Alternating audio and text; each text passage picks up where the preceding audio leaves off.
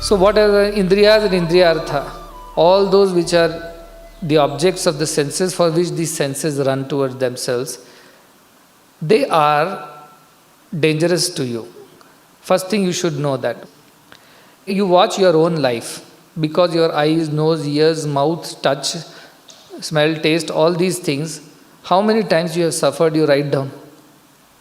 How many times you have suffered because you spoke unnecessarily, you saw unnecessary things, you heard some scandalous talks, or you talked scandalously, or you touched or tasted things which were not appropriate.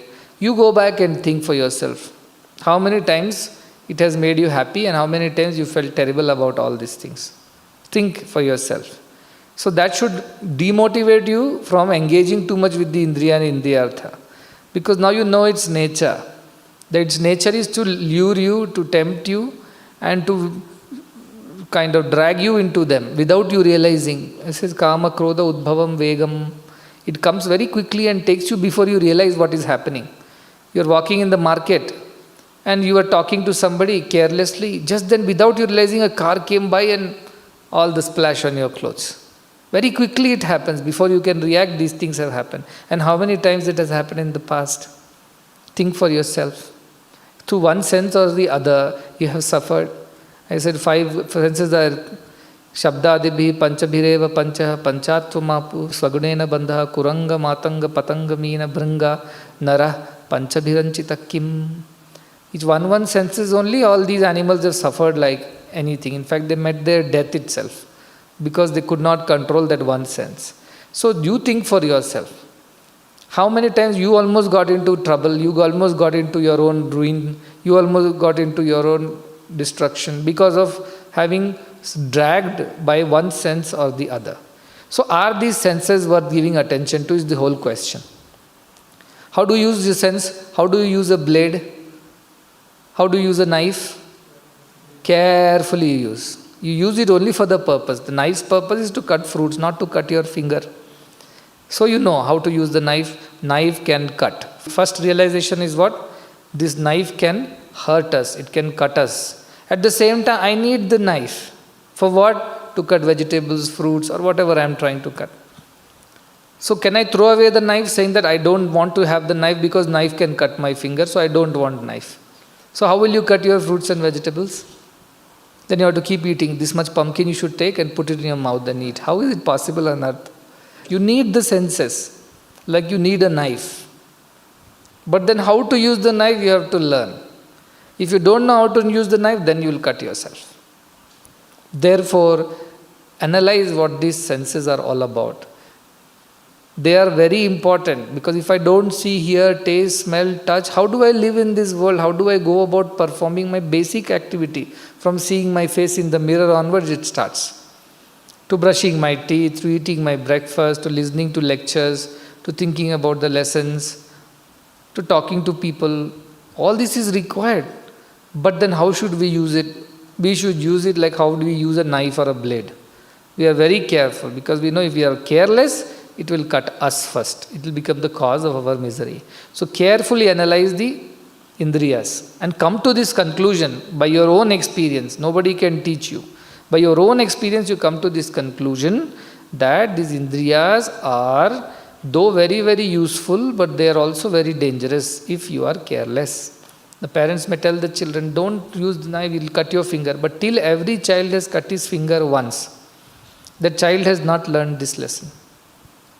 And I don't think there is any child on earth who has used a knife or a blade and never cut his finger, even though at least a small cut. Till that cut happened and the blood came and there was burning and hurt, till then the child did not learn the lesson. But once he has cut and learned the lesson, do you think next time again he will cut his finger? No, he knows last time it cut, it hurt like anything. So you know for sure now that knife cuts. And having once got cut with the knife, should you not be careful? See, that is the meditation. First meditate on the nature of the indriyas.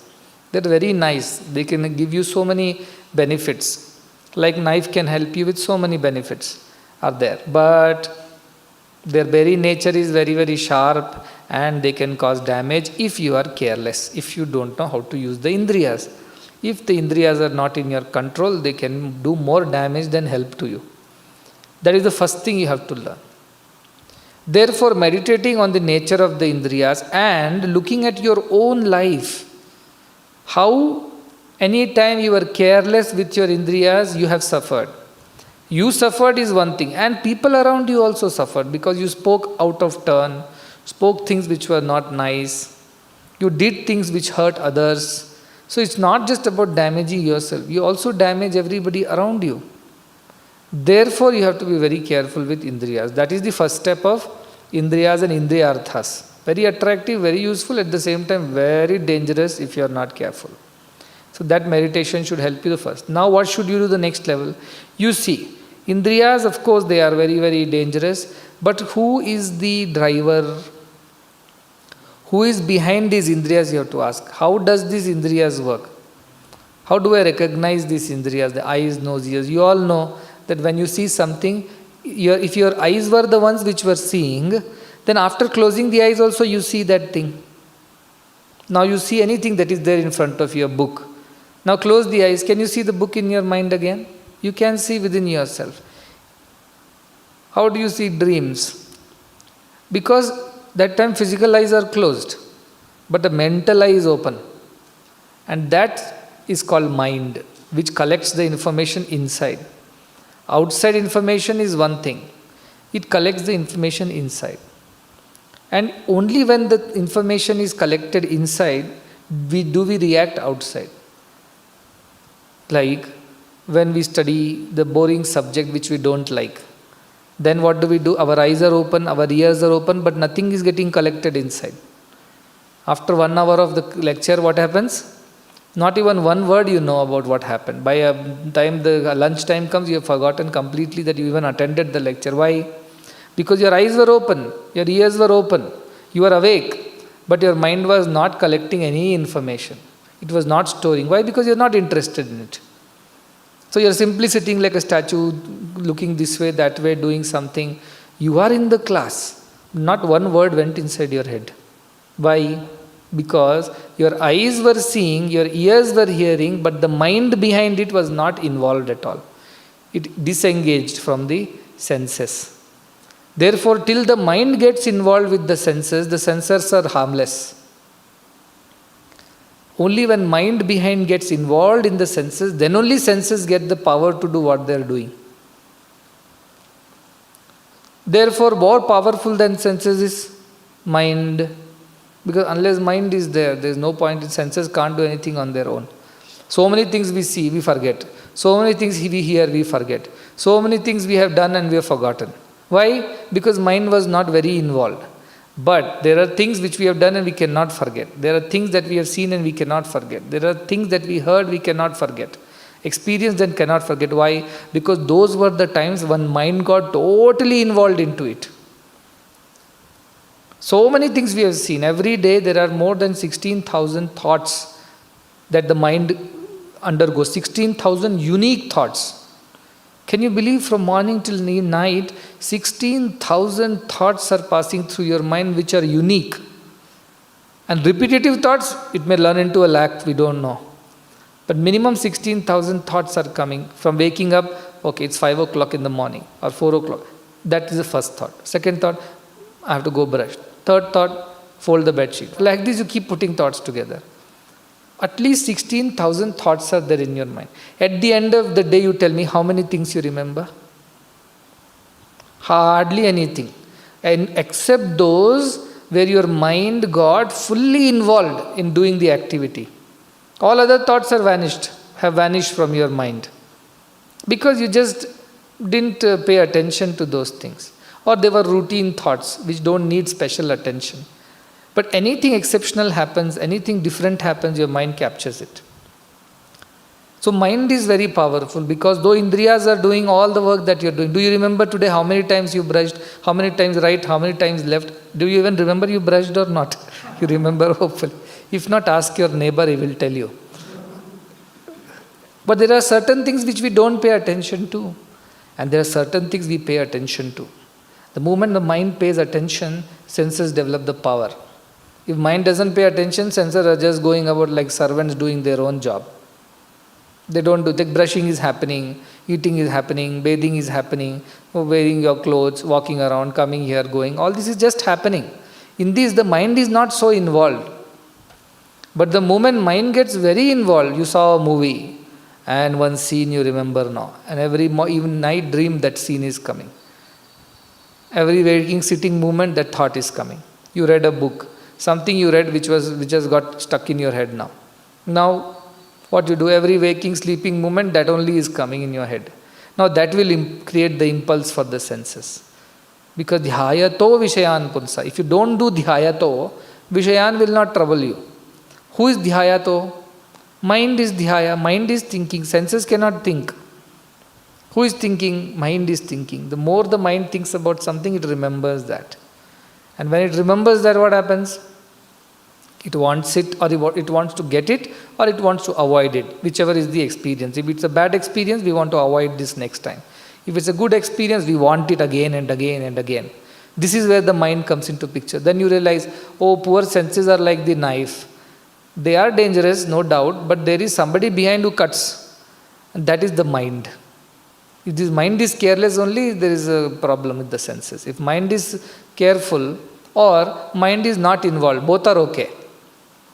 If mind is not involved, you are going about doing your routine things. So many things you do routinely and there is no danger there. Or if there are exceptional things that have to be done during the day and mind is careful, then also it is okay. The problem is when mind is careless. That is when the indriyas go haywire and suffer. So next thing what you know, indriyas themselves are dangerous, but more dangerous than indriya is the mind. A mind which is not careful every time, that mind can be more damaging. So therefore, next level you come, the greater power than the indriyas is the power of mind. If I can keep my mind under steady control, my indriyas won't go anywhere. When you don't want to learn something, nobody can teach you. Whichever the best teacher on earth cannot make you learn. Why? You have decided not to learn. So physically, can you absent yourself from the class? No. Physically you will be sitting. Can you close off your ears? No. Can you close off your eyes? No. You have to sit and listen and see whatever the teacher is doing. Then why did you not learn? Because you decided that you will not let your mind involve with your eyes and ears. And so you learned nothing after 1 hour of lecture. So mind is more powerful than senses. So think like that. Okay, so I have to, senses is one thing, but beyond that there is a mind which is more powerful and dangerous. I have to be careful about this mind. Now analyze the nature of the mind. What does the mind do? It keeps thinking. Thinking means it recognizes things. Mind's job is only to recognize things. Like this is, it recognizes this is a female, this is a male. Two friends are walking. This name is Ramesh, that fellow's name is Mohan. It just remembers whomever it sees. Mind has many faculties. You say it has got buddhi, it has got chitta, it has got manas, and it has got ahankara. First is, let us take ahankara is what? This body in which I am right now. This is me. That is the ahankara. And whatever belongs to this body, father, mother, brother, sister, or subjects, books, talents, everything is mine. The I and mine is ahankara. So how we recognize this body, we recognize as ourselves, and everything associated with the body is ahankara. So mind is the reason for that. Second thing what mind does, it collects information. That is called the manas part of it, the thinking, collecting part of it. But just information collected is of no use.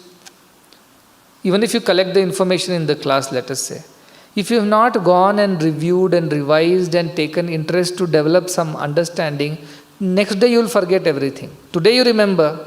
Why? Because mind has collected the information. But if buddhi does not come into picture, sit and analyze for yourself what teacher taught.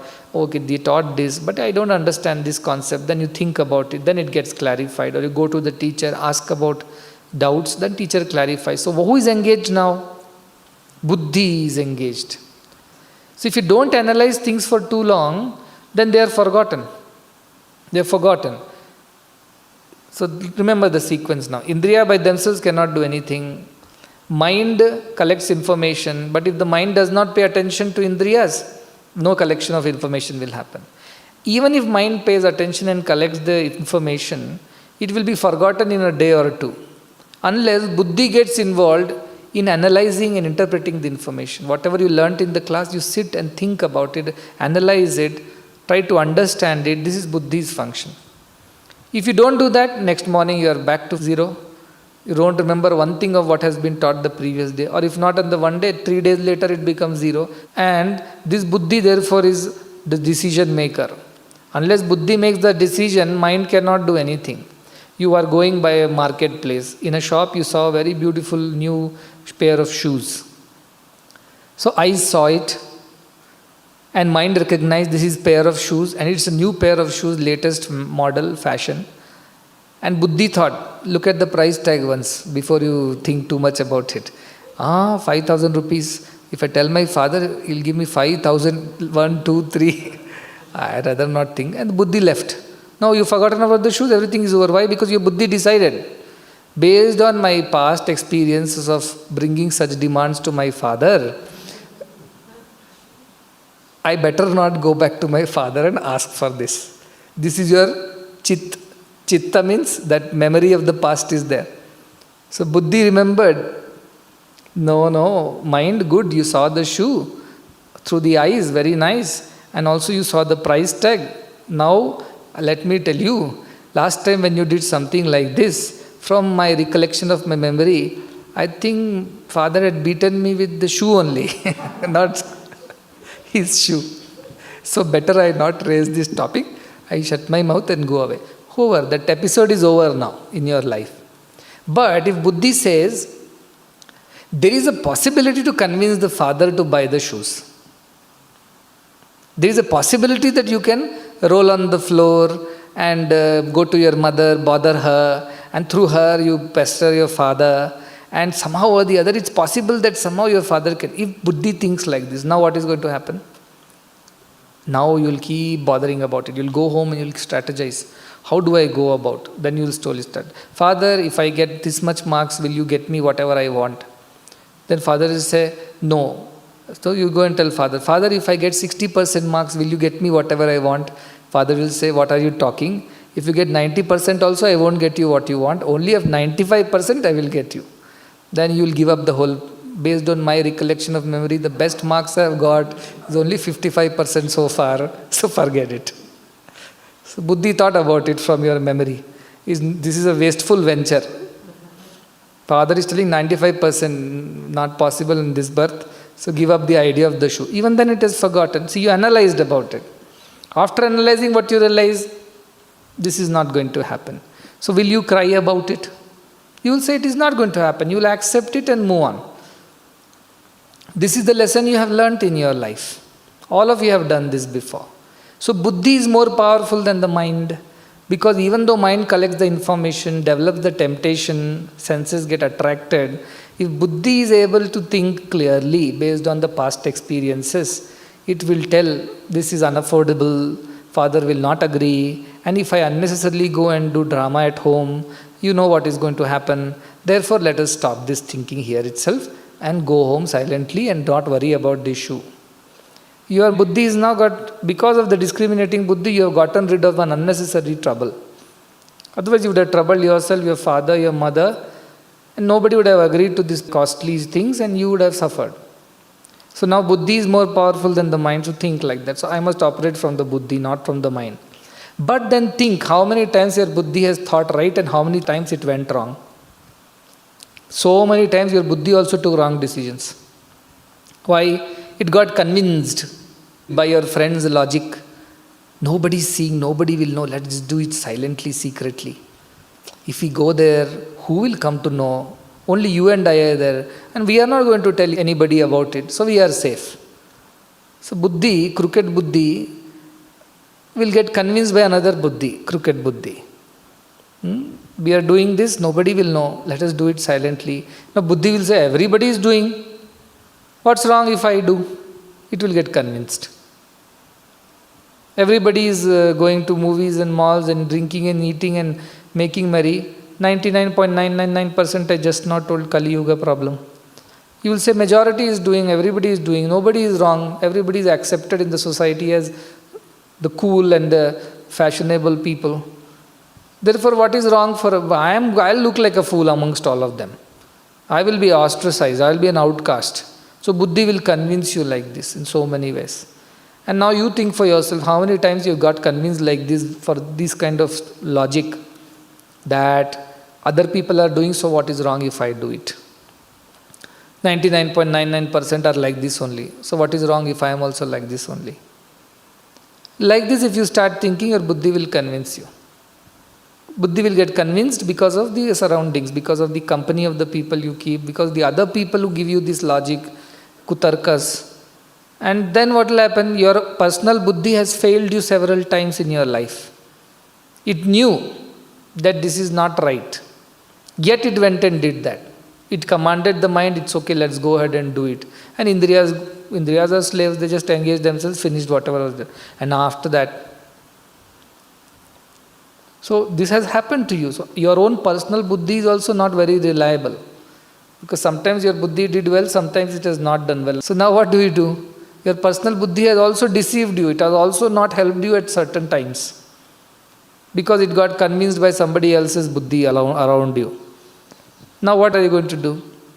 I need some support and guidance of somebody who is more intelligent than me. Suppose you don't understand what to do. What do? You ask guidance from somebody who knows it. Instead of simply you trying and failing, better it to ask somebody who knows more than you. Therefore you go to Guru Meva Vigachet, we go to a Guru. Why? Because we have understood our senses are like this, mind is like that, buddhi is like that. I need somebody else's guidance to ensure that I take always the right decision. At least if I take the decision also, I should have somebody to verify it with, some standard to verify it with. If you don't have a direct Guru, then what do?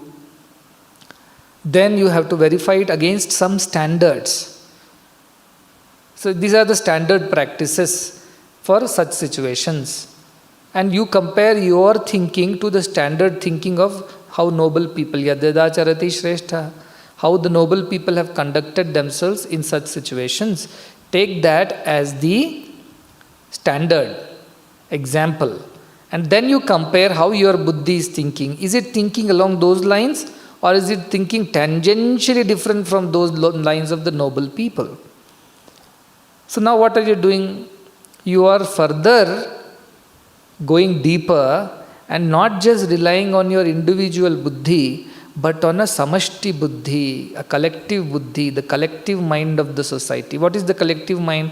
Now don't tell 99% are crooked, so that is collective mind. No. Your buddhi knows. The standard practice means the quality, the good example that are there in the society. For example, Rama. Rama left family for the sake of father's word. He has set up a standard. His standard is what? Keep up your word. Don't break your word once you give the word. So he told his father also, you have given the word, let us keep up the word.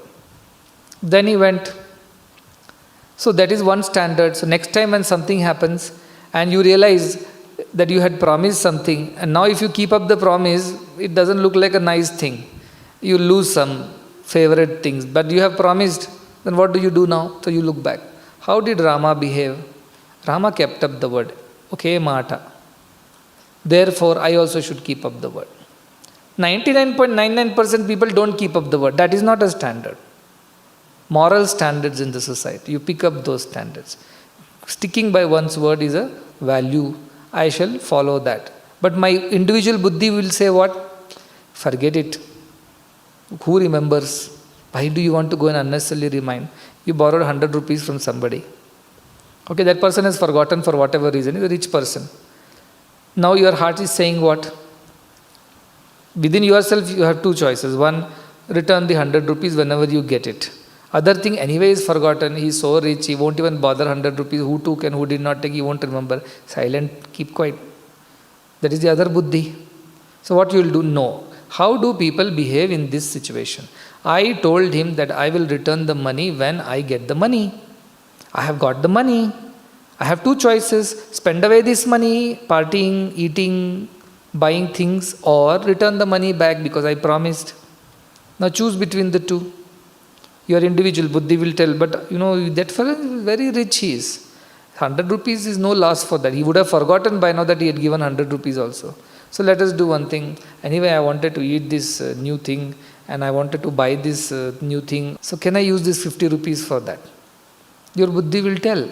Then what should you tell? Mahati buddhi.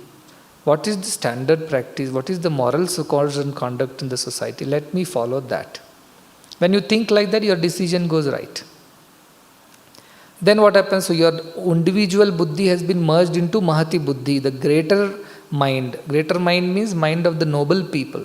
So when he had to take a decision, Mahatma Gandhi, he built an ashram and his wife was not happy. He had 4 children and he suddenly, in the middle of a peak of his career as a barrister in those days, he jumped into this whole independence struggle, and that didn't go very well with his wife and children. They thought, what is this man up to? You were so keen on independence struggle, why did you marry me and have 4 children? Who is going to look after them? So there was a little dispute. Then how did Mahatma Gandhi behave then? He thought of Mahati Buddhi. He thought, if I think only about my wife and my children, that will be just my individual welfare. But I have this understanding that I can dedicate this life for a greater cause of emancipation of so many more. They need somebody to pull them out of this. And I can be that one. So he thought, which is higher? Individual welfare is higher or society's welfare is higher? Jnana Atmani is higher or Mahati Atmani is higher? Individual buddhi is higher or this buddhi which thinks of everybody's welfare is higher? Then Mahatma Gandhi said, which thinks of everybody's welfare is a higher thought than thinking about one's own welfare. That is why Preyo hi mando yoga kshemadvrinite, but dhiro preyaso abhivrinite. Therefore dhira he became. He thought in a larger context. This is Mahati Buddhi. When it thinks about the larger welfare of the society and the world, and not your individual welfare. That is larger Buddhi. So Mahati Buddhi, there is a certain standard. So you follow that. Now from Mahati Buddhi, by continuously practicing, what do you realize? Even at that point, Mahatma Gandhi is blamed even today. Why did he divide Pakistan, India? Was it necessary? Was there any other way? So many controversies are there about it. So how do you know that his Mahati Buddhi worked out well for him?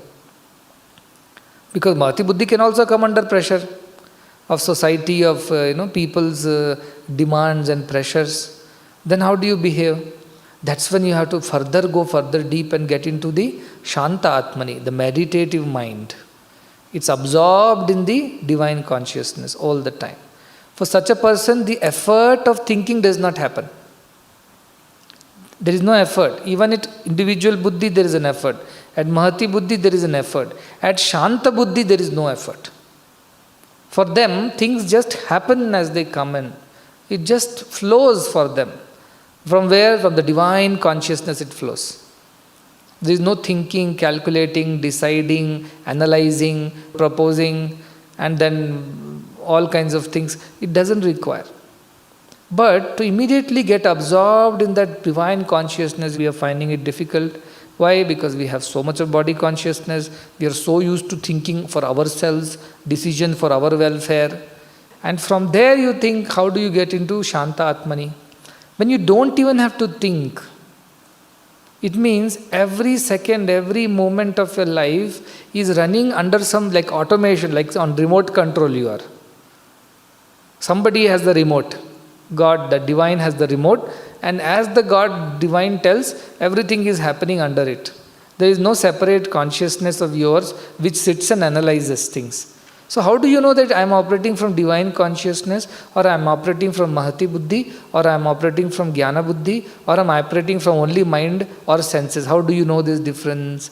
Only difference is that when you operate from the divine consciousness, life is effortless.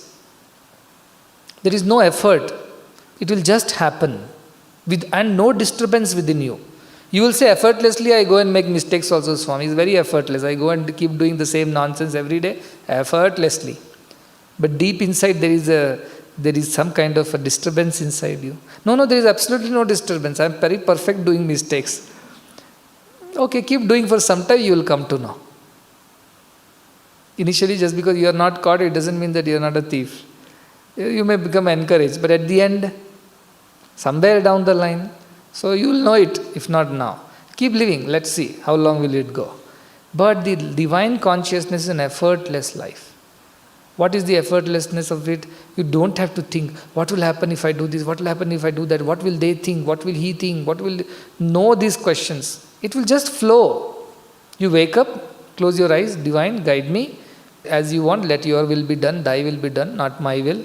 And you see your life. If you have totally surrendered your mind, buddhi, everything to that divinity. That's why I say, whenever you are in doubt, 1 minute meditation. Quickly go to a corner, close your eyes, pray to the divine. Divine, you guide, let my buddhi, mind not interfere. Immediately answer will come, and you should follow that answer. You will follow, and peace will come. The second thing that you immediately notice when you follow the divine is peace of mind. Absolute peace. No doubts. If doubts are coming, it means your personal buddhi is getting involved somewhere. Arrogance is coming, personal buddhi is getting involved somewhere. Depression is coming, personal buddhi is getting involved somewhere. In failure you don't feel sad, in victory you don't feel arrogant, and there are no doubts lingering in your mind, you are in absolute peace. That is when you know that you are operating from the divine consciousness, which is Shanta Atmani. It doesn't have to think, it just knows. How does it know? Because it is everything. So it knows. So to access that level of thing, step by step you have to go. That is why I said first analyze your indriyas and what all you have gone through in your life. And that's why keep your indriyas under control. And then you know behind the indriya is this mind which keeps grabbing things like that. So cut down too much of seeing, talking, meeting people, too much of unnecessary things, you just cut it down because that much more mind will get distracted.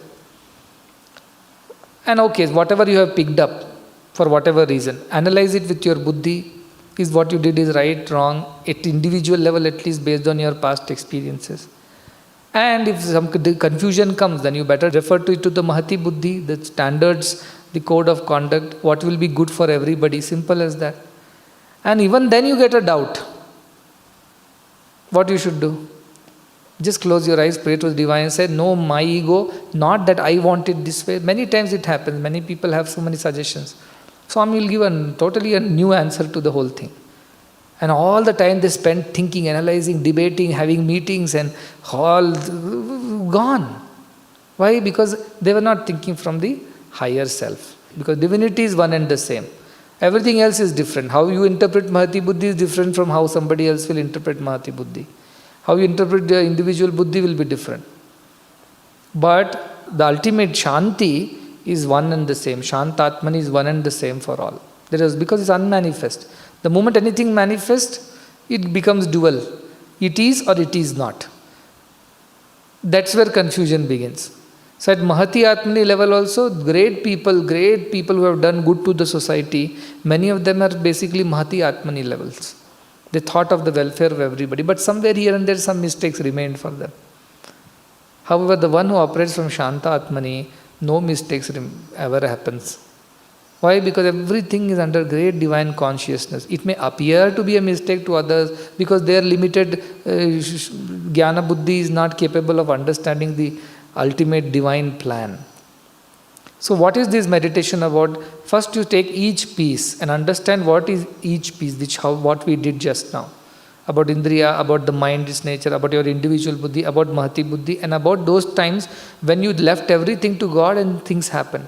Now you have an assignment. The assignment is sit down, take a notebook, open one page called Indriya Indriyarthebhyaha, second page called Manas, third page called Jnana Atmani, fourth page called Mahati Atmani, fifth page called Shanta Atmani. Now note down all the incidents of your lives when you behaved according to Indriya Indriyartha. Those when mind got attached to something, you had not seen that thing. Personally you have not gone. But because you heard from somewhere, it got into your mind. Now you want that or you don't want that, and how your mind, was restless. And how you took a decision, whether it went right or wrong, you write it down for yourself. Then you think of those decisions when you applied your buddhi. No, this may not be right. My father will think this way. My teacher will think this way. But all this is about you and your reputation. It's not about anybody else. It's about you and your comfort, your happiness, your personal likes or dislikes. Based on that, you use your buddhi. Then think of those places when your personal dislikes or likes were different. But then for the sake of the greater good of the family, society, or the larger interest of the institutions, you have acted in a certain way. And what are the experiences that you had out of that acting? that way. And then think of those times when you absolutely did not know how it all happened. You just prayed like some speech, I tell you, speak suddenly. You just don't know, you're not prepared. You don't know how to go about it. And then just you close your eyes and pray, and next 10 minutes what you spoke, you don't know. What you did, you don't know. But it has happened. Though Indriyas were acting, though mind was acting, Buddhi was acting, but none of them seemed to have remembered anything of what happened. And it came out so well, everybody appreciated. It could be anything. A bhajan that you sang, all of a sudden went to some other level. And a thing that you are learning, like cooking or playing, and suddenly something amazing happened, which is beyond your capacity. A poetry that suddenly flowed out of you. A composition, a lecture, a speech, dance, performance, take anything. And see where you are not involved egoistically, you are not involved because you are trying to get accolades, but you just did for God's sake and that's it. After that, what happened, it didn't matter to you. Never a second thought came to you that, did I do well, did I not do well, did people appreciate, not appreciate, did I perform well? These thoughts didn't come after that. You were just satisfied that this has happened.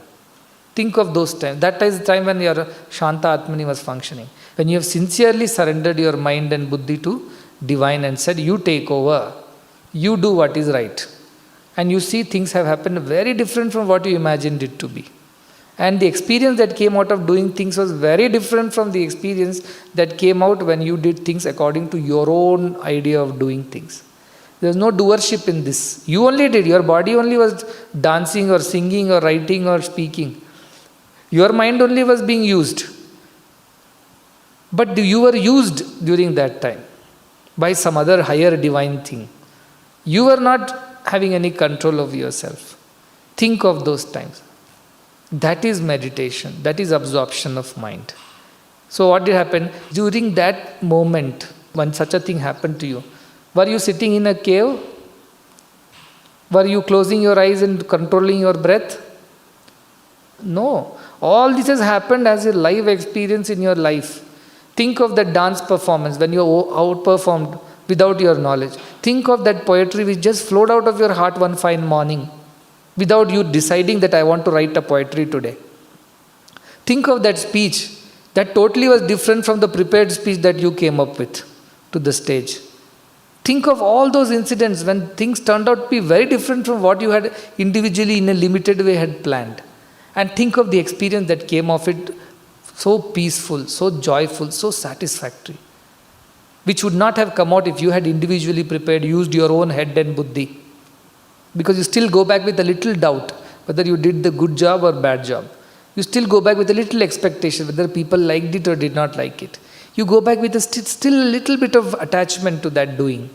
But when this happened, there was no attachment. So when people came and told you do it so well, genuinely for once you felt that why are they congratulating me? I haven't done anything. Genuinely you felt. But the experience of surrender is a joyful experience. Because you did it on your own, at your will. Helplessness will be a painful experience. Why? Because you tried everything, struggled, suffered and finally gave it to God. But result is the same. God will save you. But how did you go through this journey? That is your experience. So those times when you absolutely felt peaceful, even if 100 people came and told you did well, you could not take the credit for it. Or those times when things people didn't like and they cursed you and did not get agitated because of it. Both. That is when you know you have operated from Shantatmani. And this has happened to each one of you. Just sit down and analyze and think. It has happened to each one of you at some point of time or the other. As I said, either it is out of force of helplessness or source of surrender. Whatever it might be, it has happened. And that is the time when you were Brahman, when you operated from the Brahman level. So this Brahman thing is not new to you. It is not that you have never experienced this in your life. You have. Just that you don't know that you have experienced. As Hema Lekha tells Hema Chuda, this Nirvikalpa Samadhi, this absorption in Brahman mind happens every moment. I told, between two thoughts there is a gap. When you are not thinking, between two perceptions there is a gap. When you are not perceiving, that gap is where Brahman is, the consciousness is which doesn't think, doesn't perceive, but everything happens. It has happened every day, it happens to you. But we don't recognize it because it happens so quickly that we don't notice it. But if you keep practicing this idea that I must surrender this mind and buddhi to the God. If I am not able to surrender to God, at least think that it should be for the welfare of everybody. It can't be just about for my selfish sake. That much at least you can do. That's why I to we to he, I keep saying I is Jnanatmani, we is Mahati-atmani, he is Shantatmani. This is what it is. From selfish thinking, selfless thinking. From selfless thinking, no thinking at all. Self, that's it. This is the practice you have to come up with. But because this body and mind has caught us for so long, this idea of doership, enjoyership is very strong. We may come and say, I am doing everything for Swami's sake, but deep down somewhere secretly we are enjoying what we are doing. Secretly we know, I am singing, I am talking, I am doing, I have done this. Secretly. You may not say it aloud. Outside if you go, even without doing, they'll say it in aloud that we only have done. Even if somebody else has done, they'll fight for the credit. Here everybody will not openly tell, but within they will keep.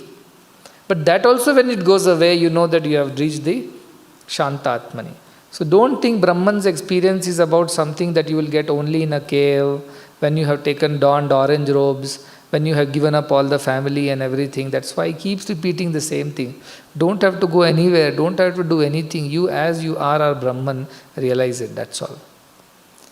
This is all the secret of this meditation is. I have explained it in a very elaborate way, why, how it has to be done. But all this Upanishad has been told by Swami in simple ways, I to we to he. That is all in life is. Surrender your mind to your own buddhi, so that the buddhi decides before you do anything. Then this buddhi you purify and surrender it to the higher buddhi. Let everybody be happy. Sarve bhavantu sukhina, sarve santu nirama, sarve bhadrani pashyantu. For everybody's sake you work. And from there you take it further up, that only for God's sake everything. Not for my sake, not for society's sake, God's sake. Whatever God decides. Otherwise we are stuck in this selfishness all our life. I, me, mine. That is Jnanatmani. From there, Mahati-atmani. Us, ours. We, us, ours. And from there, he, his, and his alone. He, him, his. There is nothing else. That thinking already you have. But certain times it comes, certain times it goes. If this thinking you can maintain all through your life, then your life is effortless, one manifestation of that Brahman divine. You get my point? Then good happens also, is Brahman. Bad happens also, Brahman. How does it matter to me? I did not decide to do anything. If I had decided, then I have to worry. Some people are there. We have a lot of, as I said, if you do one good work, 10 people will come to opposite. This is the nature of the world. But if you use your Shanta-atmani, you know there is a hand of God in everything. Pratibodha viditam matam. And because you have surrendered your mind to God and God only is operating for you, it is not your idea anything. So in good times you have done very with surrender and therefore everything good has happened, attributed to God, very good. In so to say difficult times when difficulties come, even then you should have the conviction. What? That this is not my doing, it is all done under the great divine plan of the God, because this is not my personal agenda, not my personal ambition. It is not my personal idea, not even a community idea, let everybody become Brahmagyani. No. It is from the divine will that it happens. Once you accept that side also, then you are operating at the Shanta-atmani level. Otherwise, Mahati-atmani. Mahati-atmani can go this way, that way also. And personal level, definitely 99% we make mistakes because we think selfishly. So selfishly to selflessly to the self. That's why I say, keep doing selfless act every day so that one day less of self, less of self, less of self will make you completely selfless. And from there you will realize the self. That is, divine alone will operate. For such people there is no doing. There is no knowing. That's what I was telling in Ashtavakra Gita. For those people, life is one continuous, uninterrupted expression of Supreme Consciousness. It's not that one day, Monday only Supreme Consciousness operates through them, Tuesday it takes a leave. No. Every single day, waking, sleeping, dreaming, every moment, Brahman alone operates through them without any interference, without any interruption. That kind of life one who leads is a Jivan Mukta. So Jivan Mukta does not mean some siddhis, you can walk on water, fly in the air. All this is not spirituality, this is all circus. So Ramakrishna is sitting with his disciples and chatting in Dakshineshwar, and Ganga is flowing outside, you see, river. And this other Siddha Purusha walks on Ganga and comes to Ramakrishna's place. And Ramakrishna notices that and ignores, like, how I do. These people, simply egoistic fellow, don't give him attention. So then he continues to chat with his disciples. And this person gets very upset that he has come walking on water. People should have noticed by now, ran with pool malas and put on him, and that is the general expectation. But Ramakrishna Paramahamsa, not bothered. He continues to chat with his disciples. Then this Mahatma, whoever is this Siddha Purusha, ನಾನಿಲ್ಲೇ ಇದ್ದೀನಿ ಹಾಗೆ ಮಾಡ್ತೀವಲ್ವಾ, ಯಾವಾಗ ಬಂದಿದ್ದೀರಿ ಅಂತ Ramakrishna Paramahamsa, when did you come? Very good, very good. Then he says, did you see how I came? He says, how did you come? I came walking on water. This is my special siddhi. Then Ramakrishna Paramahamsa said, oh, wonderful. How many years did it take for you to develop this siddhi? 25 years I have done tapas and now I can walk on water. Ayyo, if 25 paisa you would have given, the boatman would have brought you this side. Wasted 25 years of your life walking on water. What is the use, he says. Ashte nama jivana. So greater thing is Mahati Buddhi. Look at people like Mother Teresa. Look at people like Saint Francis of Assisi. Look at people like Mahatma Gandhi. Look at people Vinoba Bhave. And so many others who have worked for the welfare of the society. They have worked on Mahati Buddhi. But beyond that is Shanta Atmani, Nisargadatta Maharaj, Sri Ramakrishna Paramahamsa. Look at Shirdi Baba. Look at so many saints, Samartha Ramadasa, Jnanadeva, Tukarama. These are the people who have operated from the Shantatmani. So there is a different level altogether. This Siddhi business is still lower Buddhi. And social welfare is slightly better Buddhi, Mahati Buddhi. But truth of the self, Jivan Mukti, is the Shantatmani. Those people are at all times free from the joy and the sorrow, from the success and the failure, from praise and blame. All they are completely free from that. Those people alone have realized, others are not realized. So remember that this is the meditation. It's I to we to he only is the meditation. There is no other meditation in this world. But still, KATHOPANISHADs and all have been written not for everybody. It's for those who are starting on the spiritual path and they should know their direction. Otherwise, essence is just give up your selfishness, at least think selflessly. And ultimately, don't even worry about thinking selflessly. Just be. Let the divine do everything through you. Your mind, buddhi should not be obstacle in the divine's manifestation in you. That's all is the essence of life, essence of all Upanishad, essence of the entire spirituality is just this. Now you understand this whole meditation? So think like that. You already know it, just that we have put it in a roundabout way. But then to drive home the same point, give up selfish thinking, give up running behind your mind and senses for your own selfish sake. Use all these faculties, mind, buddhi and senses, for at least the greater good of humanity. That is better. And even the best is what? Don't worry about the greater good of humanity. Just remain pure, remain surrendered to God, remain absorbed in the idea that you're divine. Everything will simply happen through you. You don't have to worry about anything, but success, failure, good, bad, praise, blame, nothing will matter to you. You will just, your life is one flow of divine will. That is what you have to achieve through this meditation.